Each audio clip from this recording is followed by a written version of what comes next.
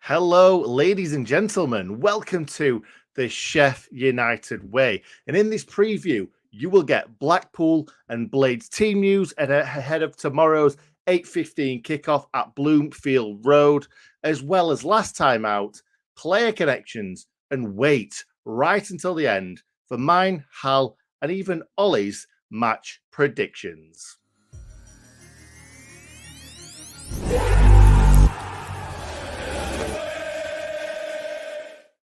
Hello, ladies and gentlemen. How's it all going out there? Let us know how you're doing in the comments right now.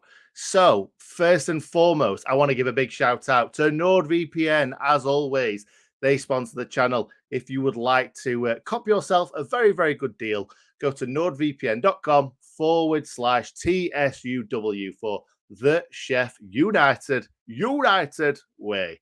Also, check out parrotpeel.com. Go and check out Parrot Peel. They are a band. They are supporting the channel. And some, not all, but some, the main members are Sheffield United fans. Now, I'm going to bring Hal in right now because we haven't done one of these videos in such a long time. How are you doing, my friend? I am very well. Merry Christmas and all that stuff. Cheers.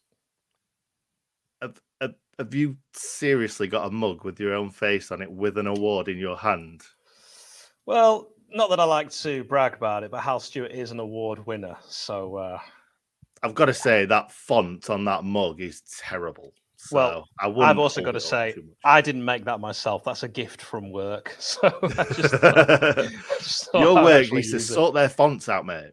Listen, I'm drinking wine out of this because I don't have any wine glasses. That's what this sure, let's have a see then. Let's have a see. What, inside? Yeah. I don't know if it'll looks like tea to me, mate. You are lying. It's red lying wine. to the fans. How dare you? How very dare you? Anyway, it's 15%. Let me start by just going through the Coventry game because I won't take you off screen. I did the Coventry match reaction. I don't really want to talk about it too much again because I thought we were good, we were clinical, but I don't actually think we are reaching top gear. We've yet to reach top gear since the World Cup has ended. And do you know what? I feel sorry for that team that's going to feel that wrath. Someone is going to get an absolute gubbing. Is that a word? I don't like that. Gubbing sounded horrible. Someone's going to get gubbed, and it's going to be 5 or 6 because you're right. United are in third gear at most, and when they get into fifth or in some cars sixth, many people count the reverse as the sixth. I'm not in this occasion. I'm saying reverse would be a seventh gear that we don't want to see. We're talking forward gears. Can you interrupt me at some point? Because I haven't really got anything else. Yeah, all I was going to say. I don't know a lot about cars. There are 6 gears in some cars.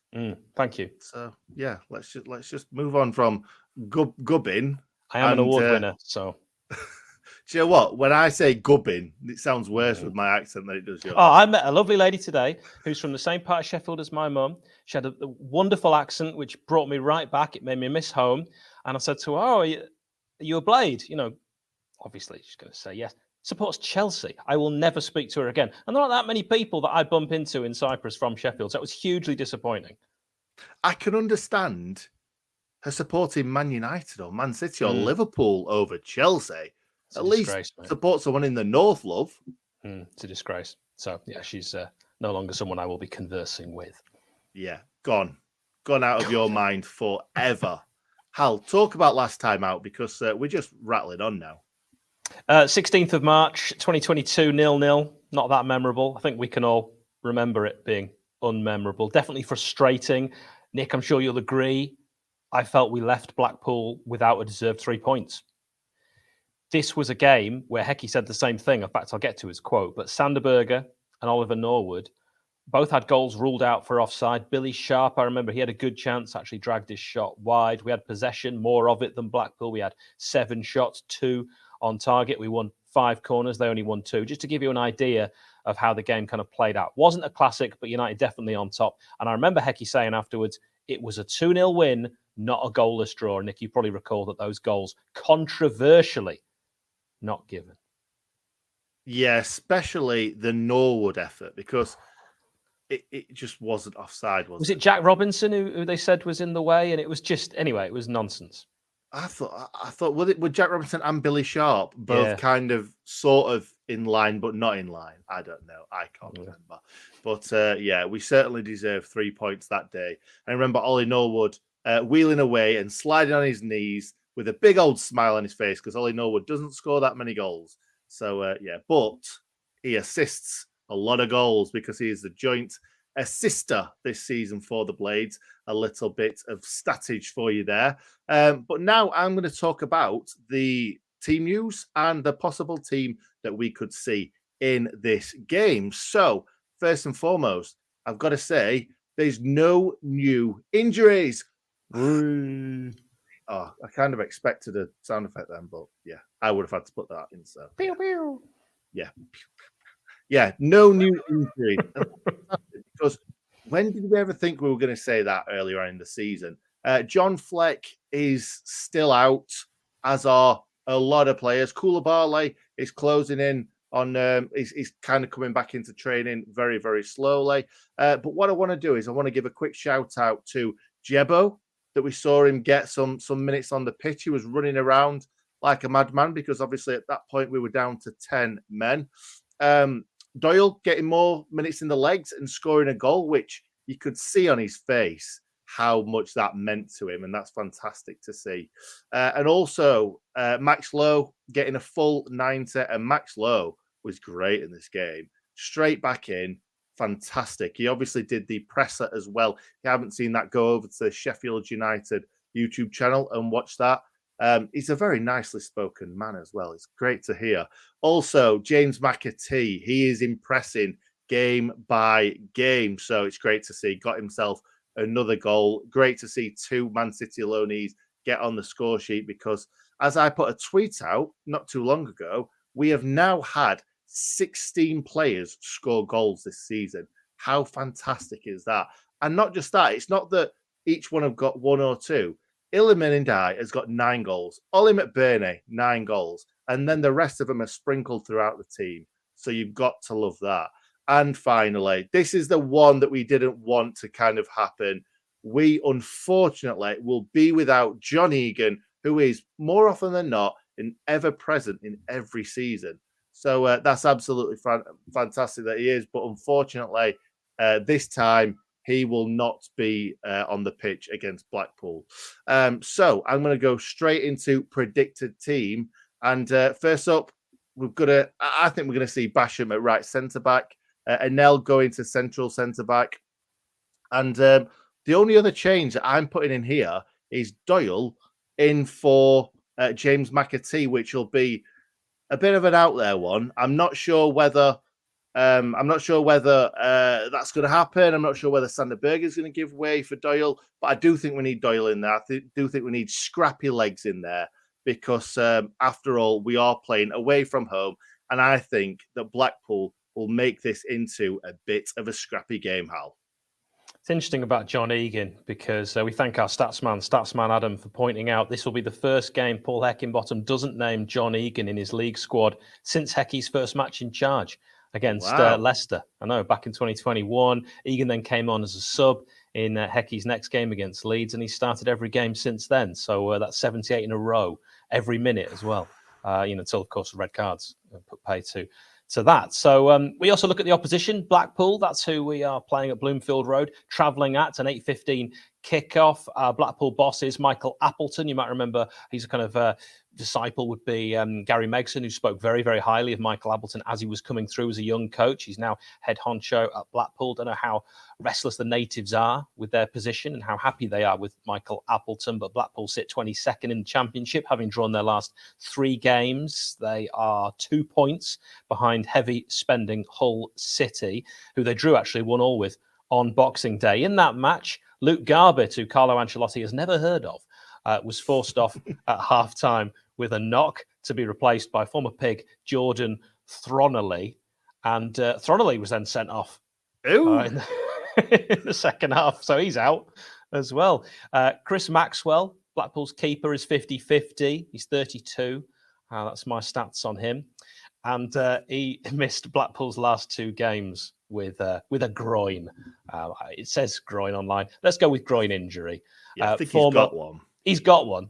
I mean, I've not investigated. Former Blades youth player CJ Hamilton could also make a return. He's been out as well. So the possible starting lineup, I'm expecting Grimshaw to continue in goal. Then Connolly, Ekpiteta, Husband.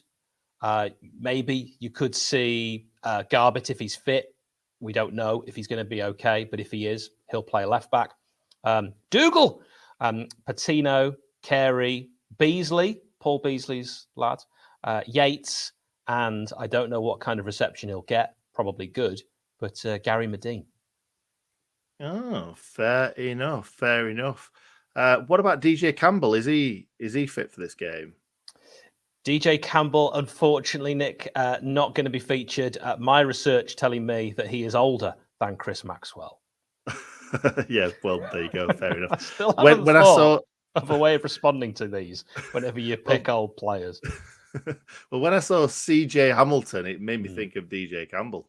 Yeah. I mean, I don't know if you remember CJ Hamilton playing for the Blades youth team. Billy Sharp probably played with him at some point. I don't know. I'm just making that up. Anyway, Opposition View, created by Roy's View. Go to roysviewfrom.com. We started doing this last game, and it got a few comments from a few nibbles from Coventry fans, and they don't need a lot to nibble. Whether Blackpool fans will bother, who knows? But here's what some of them have said.